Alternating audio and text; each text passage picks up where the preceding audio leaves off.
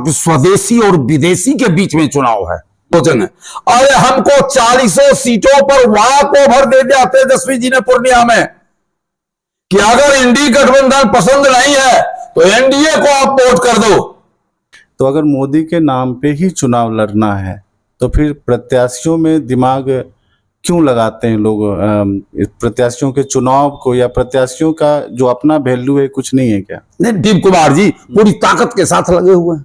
Social media पे गुंडा bank की चर्चा है, इसके बारे में कुछ बता सकते हैं कि ये क्या होता है? मेरा बेटा इनकम टैक्स का असिस्टेंट कमिश्नर है। आरोप तो किसी पर कोई लगा सकता, लेकिन जब तक अदालत के द्वारा यह साबित ना हो जाए, उसको दंड ना मिल जाए, तब तक उस आरोप का कोई महत्व नहीं है। पर फर्क करने पड़ने वाला है, समाजी मुसलमान होगा वह एनडीए गठबंधन के साथ ही रहेगा। नमस्कार खगड़िया, मैं हूं विक्रम और आप देख रहे हैं खगड़िया न्यूज़ 18। हमारी उपस्थिति अभी रामानुज चौधरी जी के घर पे है। संयोग से आज ये घर पे मिले हैं और इनसे हम आज बात करेंगे खगड़िया में मौजूदा चुनावी माहौल के बारे में, ताकि खगड़िया वासी ये जान सकें कि एग्जैक्ट क्या चल रहा है। ये तो भाजपा के वरिष्ठ कार्यकर्ताओं में से एक हैं, इनको किसी पहचान की ज़रूरत वैसे है नहीं, फिर भी मैं इनसे जानना चाहूँगा कि सर आप हमारे दर्शकों को अपना परिचय बता दें और अपनी उपलब्धि भी बता दें कि आज यहाँ तक पहुँचे हैं तो कैसे पहुँचे। रामानुज चौधरी है, मैं भारतीय जनता पार्टी के राष्ट्रीय परिषद का सदस्य हूँ जी। पूर्व में मैं जिलाध्यक्ष था और पार्टी ने जिलाध्यक्ष रहते हुए परबत्ता विधानसभा से अपना प्रत्याशी बनाई थी 2015 में। गठबंधन धर्म को निभाने के कारण 2020 में चुनाव से वंचित रहा और आगे भी गठबंधन धर्म निभाने में अगर वंचित रहना भी पड़े तो कोई दिक्कत नहीं, मैं भाजपा का सदैव कार्यकर्ता हूं, जीवन पर्यंत रहूंगा। चलिए आपसे सीधे सीधे सवालात पे आते हैं कि खगड़िया में एनडीए की स्थिति क्या है और क्या देश में मोदी तीसरी बार सरकार बनाएंगे? देखिए, जहां तक खगड़िया में एनडीए का प्रश्न है तो भाई साहब मैं आपको इतना ही बता देना चाहूंगा कि 2014 में माननीय मोदी जी जब पहली बार चुनाव मैदान में आए थे तो किशनगंज से पार्टी चुनाव हारती आ रही थी और खगड़िया में एनडीए के कार्यकर्ताओं ने उस रथ को रोका, हार वाले रथ को, और यहां से पहली जीत चौधरी महबूब अली कैसर के रूप में जिता करके हमने भेजा था। उस समय मैं जिलाध्यक्ष था, यहाँ लगातार सारे लोग काम में लगे हुए थे और तब से कभी 14 की जीत के बाद उससे ज्यादा मतों से जीत हुई 19 में, क्योंकि नीतीश जी भी साथ आ गए थे और आज वही कंडीशन है, आज भी नीतीश जी साथ हैं। हमारा एनडीए 19 की तरह ही इंटैक्ट है, फिर दिक्कत कहां है? सांसद महबूब अली कैसर, रेणु कुशवाहा ये सब खुल के विरोध में आ गए हैं, तो अब क्या हालात बन पड़ रहा है, क्या सोच रहे हैं, क्या इसका इम्पैक्ट पड़ेगा चुनाव पर? मैं बता दूं आपको, वोट मोदी जी के पास है, वोट नीतीश जी के पास है, वोट मांझी जी के पास है, वोट सम्राट जी के पास है, जो वोट उपेंद्र कुशवाहा जी के पास है। खगड़िया लोकल नेताओं ने कई बार अपना कई रूप दिखाया और किसी की क्षमता नहीं हुई वो 1000 से 2000 वोट काट सके। अगर किसी ने यह प्रयास किया तो जनता ने जवाब दिया है। आप 2019 का चुनाव ही देख सकते हैं, कुछ लोगों ने, कुछ नेताओं ने विरोध किया कि हम इस उम्मीदवार को हराएंगे, तो जनता ने जवाब दे दी। वोट आज उन लोगों के पास नहीं है। आप सीधी बात जानिए कि 2014 से पहले एमपी सब बैठ करके पीएम चुना करते थे और जब से देश में नरेंद्र मोदी जी की सत्ता आई तो एक पीएम देश के सभी एमपीओं को चुन देता। इसलिए नरेंद्र मोदी के नाम पर, नीतीश कुमार जी के नाम पर सीधा वोट जाएगा। इन लोगों के पास कुछ नहीं। आपने नीतीश कुमार जी का नाम लिया जी, तो खगड़िया में जो नामांकन हुआ और कहा जा रहा है कि कुछ जदयू के प्रभावशाली भूतपूर्व विधायक भी हैं, कुछ प्रभावशाली आज भी व्यक्ति हैं जो कि उस नामांकन में या उसके बाद चुनाव प्रचार से अपने आप को दूर रखे हुए हैं। इसका क्या रीज़न है और कितना ये इम्पैक्ट करेगा जो कुर्मी समाज है वो एक वोट बैंक समझे जाते हैं नीतीश कुमार के, और खगड़िया में जो है इसका अभाव दिख रहा है, ना सोशल मीडिया पे दिखाई पड़ रहा है ना और कहीं भी दिखाई पड़ रहा है। तो आप इस बारे में क्या सोचते हैं कि क्या ये चुनाव में कुछ असर करेगा? देखिए, आप जिस ओर इशारा कर रहे हैं, मैं आपको यही बता दूं कि चुनावी सभा में हमारे डॉक्टर संजीव, डॉक्टर पन्नालाल सिंह पटेल सारे के सारे मौजूद थे। और अभी जो सभा हुई आदरणीय नड्डा जी की, उस सभा में डॉक्टर संजीव जी की तबीयत खराब थी, जिस कारण वो नहीं आ पाए। वहां पर पन्नालाल पटेल जी तो मौजूद थे। हमारे एनडीए के 2 ही विधायक हैं अभी यहाँ पर। फिर पूनम यादव भी हैं। अब पूनम यादव जी पूर्व प्रत्याशी रही हैं, अब मैंने पूर्व विधायक रही हैं, उनका भी तो जनाधार बहुत ज्यादा है। बिल्कुल। तो खगड़िया में जब सभा होगी, वो दूसरा क्षेत्र था, वो नहीं कहीं, वो प्रवक्ता विधानसभा है। हो सकता है कल यहां पर कोई सभा होगी, वो आएंगी। नाराजगी कुछ लोगों के मन में होती है, लेकिन उस समय के साथ सारी बातें मिट जाती। जैसे आपने अभी तुरंत देखा होगा कि चौबे जी किस तरह फेंटा कस रहे थे, आदरणीय मोदी जी ने जैसे ही कुछ कहा वैसे विस्फोट लगकर तैयार हो गए। अरे लोगों को कमिटमेंट चाहिए, लोगों को नेताओं का प्रेम चाहिए, लोगों को ये लगे कि हमारा सम्मान हुआ, हमको खोजा गया, हमको स्नेह दिया गया। फिर उनकी सारी बातें दूर हो जाती है, सारे गिले शिकवे मिट जाते हैं और वो स्वयं आ जाते हैं मैदान में। लोग ऐसा भी कह रहे हैं कि चूंकि आपका प्रवक्ता विधायक के साथ अनबन रहता है, नहीं बनता है, इसलिए वो चुनाव प्रचार से थोड़ा सा दूरी बनाए हुए। मैं उसका जवाब दे दूं, चुनाव मैं उनके पिताजी के साथ लड़ा था, और जिस दिन चुनाव समाप्त हो गया, सारा अनबन उसी दिन समाप्त हो गया। ना मैंने उनका कुछ बिगाड़ा, ना उन्होंने मेरा कुछ बिगाड़ा। और यहां तक मैं कह दूंगा कि घुमा फिरा के वो मेरे समझी ही हैं, कैसे अलग हो जाएंगे हमसे। मैं अगर एनडीए का प्रचार करूंगा तो उनको भी प्रचार करना ही पड़ेगा, और वो स्वयं एनडीए के विधायक हैं। मैं तो कार्यकर्ता हूं, वो तो एनडीए के विधायक हैं। इसे वो करेंगे, देखिएगा 2 दिन 4 दिन के बाद वही संजीव कुमार जी पूरी ताकत के साथ लगे हुए हैं। और खगड़िया में बाहरी और भीतरी कैंडिडेट का जो बाजार है वो काफी गर्म है। लोग काफी बात बना रहे हैं बाहरी कैंडिडेट और लोकल कैंडिडेट के बारे में कह के। तो इस बारे में आपके क्या विचार हैं, और क्या खगड़िया राजनीति पे ये इम्पैक्ट होने जा रहा है क्या? अब एक बात बताएं, उम्मीदवार होने के लिए भारत का नागरिक होना अनिवार्य है।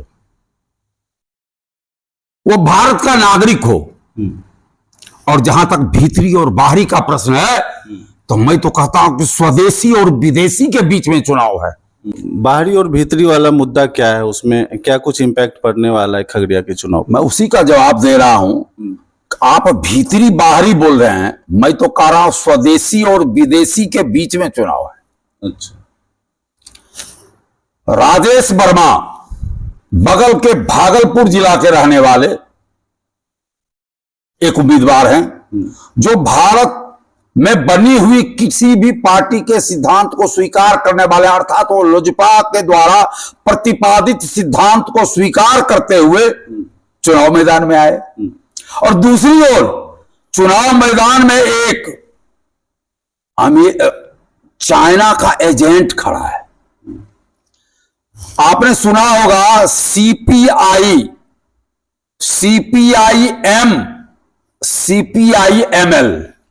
आज मैं आपके सामने, चूंकि आपके चैनल के माध्यम से हजारों लाखों लोग देखेंगे, इसलिए मैं इसकी व्याख्या कर देना चाहता हूं कि CPIM का फुल फॉर्म है communist party of India. CPIM का अर्थ है कम्युनिस्ट पार्टी ऑफ इंडिया मार्क्सवादी, और CPIML का अर्थ है कम्युनिस्ट पार्टी ऑफ इंडिया मार्क्सवादी या लेनिनवादी। ये भारत की कोई पार्टी है ही नहीं। ये पार्टी चीन की है, ये पार्टी रूस की है। तो जिस व्यक्ति का विश्वास भारत की किसी राजनीतिक पार्टी में नहीं है, जो भारत के बाहर के कम्युनिस्ट पार्टी जो साम्राज्यवाद को फैलाना चाहता है, उसके विचारों का जो समर्थक है, उसको प्रतिपादित करने के लिए है, क्या वैसे व्यक्ति को आप स्वदेशी भी कह सकते हैं क्या? नागरिक है वो भारत के, लेकिन सिद्धांत उनका विदेशी है, सिद्धांत उनका चाइना वाला है, जो चाइना साम्राज्यवाद फैलाना चाहता है उसके वो सहयोगी हैं, और किसी भी कीमत पर यह खगड़िया की जनता अब उनको पनपने नहीं देगी, क्योंकि भारत की जनता ज्यों-ज्यों समझती गई त्यों-त्यों कम्युनिस्ट पार्टी इस देश से जाती रही। अब मात्र एक केरल में बची है, तो अब इसकी पुनरावृत्ति हम खगड़िया से नहीं होने देंगे, खगड़िया की जनता नहीं होने देगी, क्योंकि भारत विरोधी को यह स्थान मिले जो चाइना के समर्थन में, भारत के विरोध में पार्लियामेंट में बात उठाए, ऐसे लोगों को खगड़िया की जनता बर्दाश्त नहीं करेगी, क्योंकि यहां की जनता बड़ी साफ हृदय की है। हम फरकिया वाले हैं, हम दुनिया से अलग हैं, हम फरकिया वाले जो सोचते हैं फिर दुनिया कोई नहीं सोचता। सर, आपने खगड़िया की जनता की बात की तो हवाओं में, फिजाओं में, और मैं आपको ये कहना चाहता हूं कि कई लोगों ने कई प्रकार के आरोप लगाए थे, नीतीश जी पर भी कई प्रकार के आरोप मोदी जी पर भी लगाए जा रहे हैं, लेकिन जब तक वो कानूनी रूप से तय नहीं हो जाता तब तक किसी पर किसी के आरोप का कोई मैं महत्व नहीं देता। इन आरोपों का क्या जनता पे असर पड़ रहा है? क्या जनता इसको नेगेटिव वे में ले रही है क्या, या पॉजिटिव वे में ले रही है? अच्छा, एक बात पता है, जनता इसको, कुछ गिने चुने लोग जो किन्हीं के बहुत ही समर्थक हैं, वो चाहते कि हम इसको फैलाएं। उनके फैलाने से क्या पता क्या अंतर पड़ने वाला है, जनता क्या सोचेगी। अगर गुंडा बैंक, आवारा बैंक जो भी चर्चा हो रही है, उस बैंक में इनको किसी को सजा हो गई होती, ये सजा भुगत लिए होते, तो लोग का आरोप तो किसी पर कोई लगा सकता, लेकिन जब तक अदालत के द्वारा ये साबित ना हो जाए, उसको दंड ना मिल जाए, तब तक उस आरोप का कोई महत्व नहीं है। लालू जी आरोपित थे, सजा जब हो गई तो लोगों ने स्वीकार कर लिया। इसलिए किसी के मुंह से हमारे बारे में, आपके बारे में, किसी के बारे में ऐसे ऐसे तत्व हैं जो कुछ न कुछ आरोप लगाते रहते हैं। नहीं, हमने कुछ अखबार में फुटेज भी देखे हैं, IT रेड की बात हो रही है, गुंडा बैंक संचालक की बात हो रही है, और कल परसों ही कोई एक भाई साहब हैं नीरज यादव करके कुछ दिखा रहे थे कि जो प्रत्याशी उनके फादर पे फिर से दोबारा केस हुआ है। इन सब घटनाओं में आप क्या समझते हैं, इससे क्या कुछ इम्पैक्ट पड़ने वाला है चुनाव पे? जवाब मैं देता, मैं आपको बता दूं इन आरोपों का। मैं आपके सामने जो इंटरव्यू दे रहा हूं, मेरा बेटा इनकम टैक्स का असिस्टेंट कमिश्नर है, और उसने बताया कि चमक दमक देख करके बड़ी बड़ी इमारतों में कभी घुसता हूं तो खाली हाथ ही लौटना पड़ता है, लेकिन छोटी छोटी खोली में भी घुस करके 720 करोड़ रुपए पकड़ के लाया हूं सरकार के लिए। अर्थात आप ये जो बात बता रहे हैं कि सीधे लोग ये कह रहे हैं, FIR दिखा रहे हैं, वो बता रहे हैं, वो बता रहे हैं, इनकम टैक्स तो रेड करते ही है, लेकिन इनकम टैक्स को कभी कभी हाथ कुछ नहीं लगता, और कभी कभी झोपड़ियों में भी इनकम टैक्स को अच्छी खासी रकम सरकार के लिए मिल जाती है। तो रेड पड़ना कोई बड़ी बात नहीं है। आपके विरोध में कोई जननेता पड़ गए और उन्होंने लिख करके दे दिया कि यह आदमी बहुत ऐसा कर रहा है, आप रेड करो, इनकम टैक्स ने रेड मार दिया, तो कौन सी बड़ी बात होगी? कोई बात नहीं है। इसका माने चुनाव पे कोई फर्क नहीं पड़ना, कोई चुनाव पर फर्क नहीं पड़ने वाला है। चुनाव भारतीय जनता पार्टी NDA गठबंधन अजय बहुमत के साथ जीतेगी। खगड़िया में जिस रिकॉर्ड पर हम थे उससे हम 19 नहीं होने वाले हैं, उससे ज्यादा मतों से राजेश वर्मा चुनाव जीत करके जाएंगे। और आगे हम सिर्फ इतना ही विश्वास दिलाते हैं, यह अभी लड़का है, पढ़ा लिखा नौजवान है, इसके अंदर में सेवा करने की ललक है। जिस तरह भागलपुर में ये सेवा का कार्य कर रहा था, उसे बढ़ चढ़ करके इस खगड़िया की धरती पर करके दिखाएगा, और आने वाले समय में लगातार अपने कर्मों के आधार पर बनता रहेगा। आगे कर्म अगर जिसका अच्छा नहीं होगा तो फिर आगे जनता विचार करेगी। चलते चलते आपसे एक सवाल और कर लें कि NDA में कुशवाहा समाज का चेहरा जो है सम्राट चौधरी हैं, इंडिया गठबंधन ने बड़ी ही ढंग से संजय कुशवाहा को टिकट दे दिया, तो क्या लगता है कि जो कुशवाहा वोट है वो बटेगा खगड़िया में, या सब एक मुश्त रहेगा? देखिए, एक मुश्त कभी किसी का वोट नहीं रहता, परसेंटेज का अंतर होता है। कितना भी उम्मीदवार कोई हो जाए, भारतीय जनता पार्टी ने बिहार के एक चमकते हुए चेहरे सम्राट चौधरी को प्रदेश का अध्यक्ष ही नहीं बनाया, नेता प्रतिपक्ष पीछे बनाया था, और अभी उप मुख्यमंत्री का दर्जा देकर के बैठाया है। निश्चित रूप में एक बार समाज का लोग सोचेगा, एक सांसद विधायक बनने से कुछ नहीं हो पाएगा, एक व्यक्ति बिहार का उप मुख्यमंत्री बनेगा जो उसी समाज का बेटा होगा। दूसरी बात मैं कहना चाहता हूं, यह किसने कह दिया कि लालू जी ने ऐसा ऐसा कर दिया, टिकट दे दिया तो लोग महागठबंधन के लोग सोचेंगे? अरे हमको 40 सीटों पर वॉक ओवर दे दिया तेजस्वी जी ने पूर्णिया में कि अगर इंडी गठबंधन पसंद नहीं है तो एनडीए को आप वोट कर दो। हमको 40 सीटों पर वॉक ओवर मिला हुआ है, आराम से 40 की 40 सीट इस बार एनडीए जीत रही है बिहार में, पीछे हम 39 थे। तो सर पूर्णिया में जो उन्होंने कहा वो तो पप्पू यादव को ध्यान में रख के कहा, आप उसको पूरे बिहार पे क्यों लागू कर रहे हैं? आप कह रहे पप्पू यादव को ध्यान में रख करके कहा, मैं कहता हूं कि तेजस्वी जी हमारे कोई सामान्य नेता नहीं है। युवा के साथ साथ बिहार के उप मुख्यमंत्री रहे, शासन सत्ता में भागीदारी के साथ लोगों को सिंबल देने की जिम्मेदारी भी उन पर थी। उन्होंने आत्मसमर्पण कर दिया, उन्होंने कह दिया हमको नहीं तो इसी को सही। वो हमको 40 सीट पर वॉक ओवर दिया है। तेजस्वी यादव के इस बयान से क्या निकल के आता है, आखिर उनके मन में क्या चल रहा है? उनको स्पष्ट परिलक्षित हो रहा है, यहां अभी वो आ चुके हैं, पता है उनको, लोगों को जो कहने का हो कहे। मैंने आज भी अपने फेसबुक पोस्ट पर दिया था, जो इस देश में इस प्रदेश में रहने वाला कृष्णवंशी होगा, जो कुशवंशी होगा, जो राष्ट्रवादी मुसलमान होगा, वह एनडीए गठबंधन के साथ ही रहेगा, चाहे कोई भी परिस्थिति हो जाए, कोई भी उम्मीदवार खड़ा हो जाए। ना, आपके कहने का क्या मतलब है कि जो एनडीए गठबंधन को वोट नहीं देगा वो राष्ट्रवादी नहीं होगा? नहीं, मैंने मुसलमान के बारे में कहा। बिल्कुल राष्ट्र के साथ आज जो लोग खड़ा, मैं ये नहीं कहता कि वो देशद्रोही उनको हम मान लेंगे, लेकिन जो अपने आप को राष्ट्र की भावना से जोड़ करके रखे हुए है, आज देखिए उसमें वो वैसे मुसलमान सामने आते हैं। उत्तर प्रदेश का जब एक बगल से आप सीन देखेंगे तो आपको लगेगा कि किस तरह मुसलमान और खास करके हमारी मुस्लिम बहनें जो प्रताड़ित थी इस देश में, दुनिया के बड़े बड़े 20 देशों में तलाक पहले से बंद था, लेकिन भारत जैसे देश में जबरन कांग्रेस उसको रखे हुए थी, उसको हटा करके मोदी जी ने उन मुस्लिम बहनों को इतना रिलीफ दिया, वो आज भारतीय जनता पार्टी एनडीए गठबंधन के साथ खुलकर मतदान करने के लिए तैयार है, करती भी है। इसलिए कोई समाज ऐसा नहीं, कोई वर्ग ऐसा नहीं, कोई संप्रदाय ऐसा नहीं जिसका वोट एनडीए को ना मिले, सारे लोग वोट। पिछली बार महबूब अली कैसर सांसद थे, प्रत्याशी थे, तो उनको यहाँ के जो मुसलमान जिनका अपना रहे उनका एक स्वभावगत जो भी हो उनको समर्थन था। इस बार वो आपके साथ नहीं है, राजद उन्होंने ज्वाइन कर लिया और आज खगड़िया आए भी हैं। तो क्या लगता है कि उनके राजद ज्वाइन कर लेने से उनके जो राजद में खुशी है वो खुशी सही है, सच है, या वो ढकोसला? किनको खुशी है?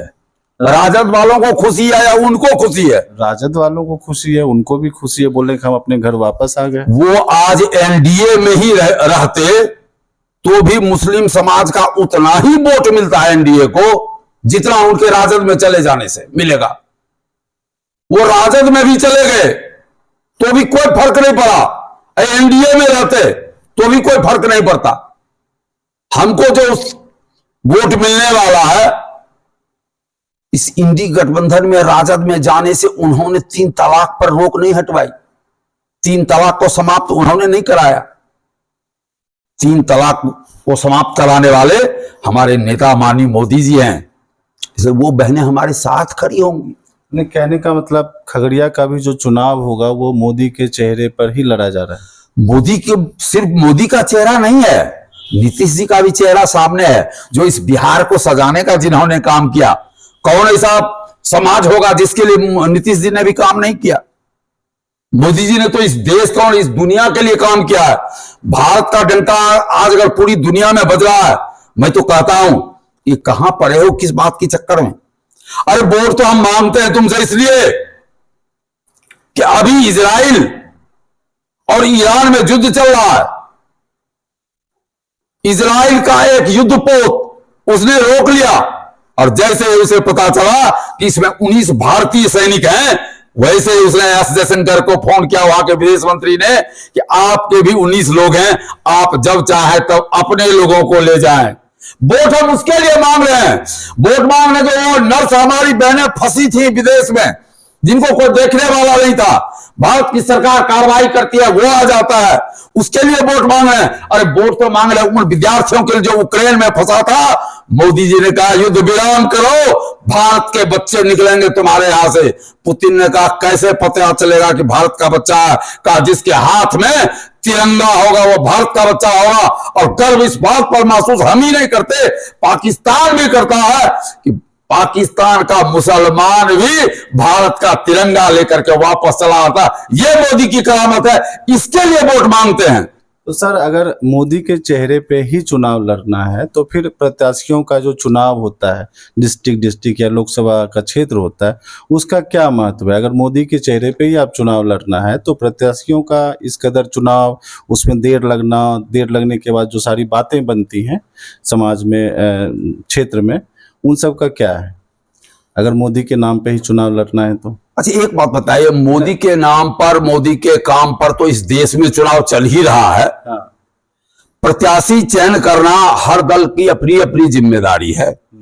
अब हम गठबंधन की राजनीति में भी हैं, गठबंधन के तहत हमने जिनको सीट दिया। बीच में रोकना चाहूंगा सर, मैं ये जानना चाहता हूं कि अगर जिस तरह से ने अपने मोदी का महिमा मंडन किया है, तो अगर मोदी के नाम पे ही चुनाव लड़ना है तो फिर प्रत्याशियों में दिमाग क्यों लगाते हैं लोग? प्रत्याशियों के चुनाव को या प्रत्याशियों का जो अपना वैल्यू है कुछ नहीं है क्या? नहीं, बिल्कुल वैल्यू है। इसलिए आपने जो कहा कि क्यों लगाते हैं, अरे अच्छे लोगों को खोजते हैं, पढ़े लिखों को खोजते हैं, जिनकी सोच अच्छी हो, जो आगे अच्छा काम कर सकें, जो अपनी बात पार्लियामेंट में सरकार को मनवा सकें, जो क्षेत्र की समस्याओं को उस पार्लियामेंट में जाके उठा सके, ऐसे लोगों के चयन करने में कुछ देर लगती है। तो सांसद महबूब अली कैसर का क्या दोष था कि उनको खगड़िया में तीसरी बार चांस नहीं मिला? देखिए, हम दोष कहीं नहीं देने जा रहे हैं, लेकिन मैं इतना तो जरूर कहूंगा कि चौधरी महबूब अली कैसर साहब हमारे सांसद थे, अच्छे इंसान हैं, उनकी गहराई और ऊंचाई का पता कर पाना सामान्य लोगों से संभव नहीं है। उन्होंने अगर किसी की भलाई नहीं की होगी तो बुराई भी किसी की नहीं की होगी। जो सत्यता है उसको स्वीकारने में कोई दिक्कत नहीं, लेकिन केंद्र से जो चीज मिला उस पर बोर्ड लगाने के सिवा उन्होंने कुछ नहीं किया। केंद्र से जो मिल गया स्वयं उस पर जाकर के अपना बोर्ड लगा दिया। मैं 2014 के चुनाव में 5 साल तक वो लगातार क्षेत्र नहीं आए थे। मैंने उनको 2019 के चुनाव में इतना ही कहा था, यहां आए हैं तो आप जाकर पूछ लीजिए, मेरा नाम कहा के पूछिए, इंटरव्यू दिखा के पूछ लीजिए, झूठ नहीं बोलेंगे, वो झूठ भी नहीं बोलते हैं। मैंने उनको कहा, उन्होंने तो आज एक इंटरव्यू में कहा है कि उन्हें चिराग पासवान ने गद्दार कहा और इस आधार पे उनको वोट नहीं दिया, गद्दार बोल के उनको टिकट नहीं दिया। देखिए, उनका मसला दोनों के बीच का क्या था उस पर हम नहीं अभी पहले बोलेंगे, पहले हमारी बात सुन लीजिए। मैंने उनको यही कहा कि आप शहंशाह हैं, आप बड़े घराने से हैं, आपसे दौड़ के काम कराना संभव नहीं है। आप मात्र एक स्टार्च की फैक्ट्री खगड़िया जिला में खुलवाइए, मंत्रालय में जाकर धरना दीजिए, बड़े बड़े IAS से मिलिए और सिर्फ एक स्टार्च की यहां बड़ी फैक्ट्री खुल जाए तो खगड़िया के 10,000 नौजवानों को एम्प्लॉयमेंट मिल जाएगा और साथ ही साथ खगड़िया जिला के आसपास के जिलों के भी किसानों का उद्धार हो जाएगा। उन्होंने हमसे कमिटमेंट किया, उन्होंने ये कहा था, रामानुज बाबू मैं टिकट कटाकर आपको बुलाऊंगा, वहां आपको रहना पड़ेगा दिल्ली में सहयोग करने के लिए, तभी काम होगा। आज तक ना वो टिकट आया, ना कोई बुलाहट आई, ना उन्होंने कुछ काम किया। चलिए, आप खगड़िया की थोड़ी सी और भी समस्याओं पे बात करते हैं। अपने समस्या की बात की, खगड़िया में जो जाम की समस्या है, अतिक्रमण की समस्या है, इसके लिए जिम्मेदार कौन है और इसके लिए आपके पार्टी का विजन क्या है? आज तक आपके किसी भी भाजपा इकाई ने इस बारे में कोई काम आगे क्यों नहीं बढ़ाया? सरकार से या प्रशासन से क्यों डिमांड नहीं की? देखिए, जाम जो लगती है, एक तो ओवरब्रिज जो ये बना था, इसमें कुछ राजनीति हुई जिसका दुष्परिणाम भी अभी राजेंद्र चौक पर दिखता है। यही सड़क को जाना था आगे बेंजामिन चौक तक, लेकिन कुछ लोगों ने अपने प्रभाव का इस्तेमाल करके, कुछ लोगों से पैरवी करा करके यहीं पुल को रुकवाया, ड्रॉप किया नीचे। आज यहां से भीड़ जाती है और तीनों चारों तरफ से भीड़ आते। अगर इधर की भीड़ सीधे ऊपर ऊपर चली जाती तो यहां पर वो जाम नहीं लगता। अब तो ये सदा के लिए जाम हो गया। अब इस जाम की चिंता करने में सरकार को एक बार चिन्हित करना पड़ेगा। जैसे राजेंद्र चौक के चारों तरफ लोग छोटी छोटी दुकानों को देके पड़े हुए हैं, उन दुकानदारों की व्यवस्था सरकार कहीं न कहीं करे और उन जगहों को खाली कराए जो गाड़ियों को घूमने में और जाने में सुविधा हो। यह करना पड़ेगा। इसके लिए इस बार जैसे ही चुनाव हो जाएगा, हम अपने माननीय उप मुख्यमंत्री श्री सम्राट चौधरी जी से और श्री विजय सिन्हा जी से मैं बात करूंगा और बताऊंगा कि ये स्थिति है और इसमें इसका निदान किया जा सकता और प्रयास होगा। मैंने नगर अध्यक्षा से भी कई बार बात की तो उन्होंने कहा कि प्रशासन जो है उसको खाली कराने में कोई सहयोग नहीं करता है। तो इसके लिए आपके पास कोई विजन है, कोई रूपरेखा है कि आने वाले समय में खगड़िया को जाम और अतिक्रमण से कैसे छुटकारा मिलेगा? देखिए, छोटे छोटे दुकानदार हैं, रेहड़ी वाले हैं, नीचे बैठते हैं, टोकरी लेके बैठते हैं। हम यहाँ उन लोगों को वो सुविधा देने से मैंने वंचित रखे हैं, चाहे उसके लिए हमारा जिला प्रशासन हो या हमारे राजनीतिक महकमा के लोग हों, उन लोगों के लिए एक व्यवस्था नहीं कर पाए। कभी कभी अनुमंडल पदाधिकारी उठते और डंडा चला के सबकी को भगा देते, फिर 2 दिनों के बाद वो सब लोग वहीं पर आ जाते हैं। इसलिए उन लोगों की एक समुचित व्यवस्था अलग अलग जगहों में करते हुए उसको जाम से खाली करा कर रखा जाएगा, तभी संभव है। और इसके लिए हम अपनी बात वहां तक पहुंचाएंगे और क्रियान्वयन कराने का प्रयास करेंगे। और खगड़िया में पलायन की भी समस्या है, लोग रोजी रोटी के लिए बाहर जाते हैं, तो खगड़िया की जो बेरोजगारी है वो कैसे दूर होगी सर? देखिए, पलायन तो हर जगह है। हम तो उत्तर प्रदेश की भी स्थिति देख करके आए थे कि पूर्वांचल के लोग किस तरह जाते हैं। एक तो पलायन कुछ मने कमी के कारण होता है और कुछ पलायन स्वभाव के कारण भी होता है। मैं उदाहरण आपको दूंगा कि एक राजमिस्त्री यहां काम करता था, गाछी टोला का बेहतरीन राजमिस्त्री। मैंने उसको पूछा तुमको वहां कितना मिलता है? वहां 800 रुपया मिलता था उस समय, मैं यहां 600 रुपया देता था। वो बताया कि हमको खाने में रहने में इतना खर्च हो जाता। वहां कहा बात तो बराबर हो गई, तो तुमको हम दे ही रहे हैं इतना पैसा, तुम यहां से छोड़ के क्यों जाओगे? उसने अंतिम बात में जवाब दिया था, वहां जो हमारी आंखें चौंधियाती है वो यहां चौंधिया नहीं पाती, आदत बुरी हो गई है, इसलिए भी हमको जाना पड़ता है। इसलिए ये लंबी कहानी हो जाएगी। सारी व्यवस्था रहने के बावजूद भी कुछ लोग अपनी मर्जी से, अपनी स्वेच्छा से वो बाहर जाएंगे ही, क्योंकि दुनिया उन्होंने जो बड़ी बड़ी देख ली, अभी इस छोटी दुनिया को देखना उन्हें पसंद नहीं है। लास्ट में एक सवाल आपसे और करना चाहेंगे कि आपके प्रत्याशी जो एनडीए के प्रत्याशी हैं, उनसे तो हमारी विशेष रूप से मुलाकात नहीं हो पाई। पीसी के दौरान मुलाकात हुई, 1-2 क्वेश्चन उनसे पूछे, तो आप बताएं, चूंकि आप एनडीए से आप भी हैं और एनडीए के वो आप साथी नहीं बने हैं, तो उनका विजन क्या है खगड़िया के प्रति? देखिए, जहां तक विजन का प्रश्न है, 1-2 बात ही मैंने कही है जिसको उन्होंने गांठ बांध रखा है। जैसे एक बात मैं कहूंगा कि लगातार 10 वर्षों से यह प्रयास जारी रखा गया, एक जोड़ी ट्रेन भी हमारे सांसद नहीं रुकवा पाए महेशखूंट में। यहां खगड़िया में राजधानी राजधानी राजधानी के लिए लोग रटता रहा, नहीं रुकी राजधानी। हम ये नहीं कहते कि कल राजेश वर्मा जी बनेंगे और तुरंत हो जाएगा, लेकिन खगड़िया में मक्का की फैक्ट्री लगेगी।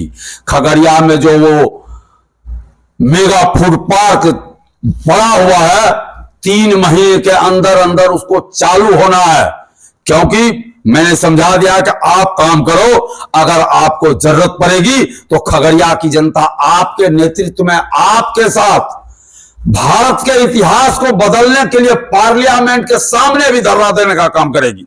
जो जाने के एक सांसद धरना पर बैठा हुआ है और उसकी जनता उसके साथ खड़ी है, और वह लड़का करेगा।